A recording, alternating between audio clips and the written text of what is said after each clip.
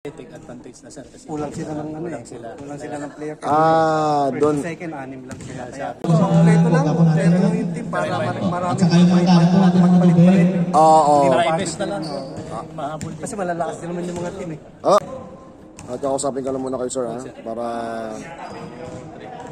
Yun, so siyempre kakausapin natin yung Rolyoda Brothers. Tanong ko lang, magkapatid po ba kayo? Pabang... Really? Grabe, hindi halata na talaga. Pero malamang yung edad is ano. Okay, alright. So congratulations once again. Ito ang inyong pangalawang panalo. So ano ba ang pakiramdam na talagang...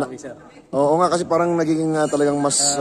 nakukuha na yung laro. Oo, maganda na yung mga rotation ng... di ba dati may coach naman kayo? Wala. Hindi siya yung coach dati, di ba? Siya yung ano, pangalawa pa lang yan. Pangapalaw pa lang siya. Ayan, so ano naman ang pakiramdam na kalaban nyo ang isang pinsan nyo sa kabila? Okay. Kung napaaga siguro siya ng dating, malamang at bumato ng tres, talagang dumikit. At ano bang ano na talagang lumamang kayo? Take advantage na sir kasi Kulang sila ng ano eh. Kulang sila ng player. Doon. Second, anim lang sila. Kaya first 5 minutes, lima. Pero hindi naman namin nakita sa inyo nag-man to man kayo. Hindi nyo ginawa ng gano'n, no? Kasi hindi nyo naging take advantage naging advantage sa inyo, pero hindi nyo binigyan ng ibang parang full court or depensa lang. So parang ano lang talaga, parang larong ano lang, pero in competitive way. Galaw ba? Galaw-galaw lang. Ayan. So ano pa bang i-expect natin sa team ninyo sa next game? Ilang game na lang ba ang ano nila? 3 games. 4. Mga apat pa. So ano bang i-expect namin? Kompleto lang yung team para marami magpalit-palit. Oo. Private na lang.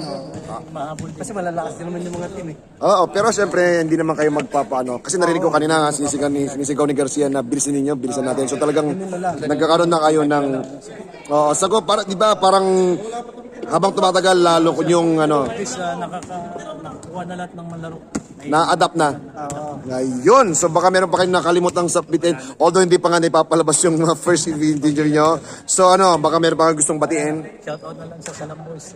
Salam Boys.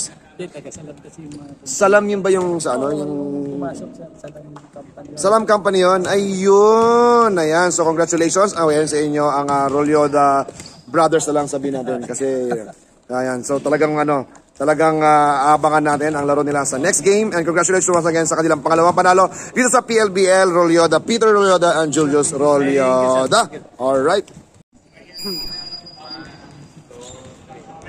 Tapos yung isa muna.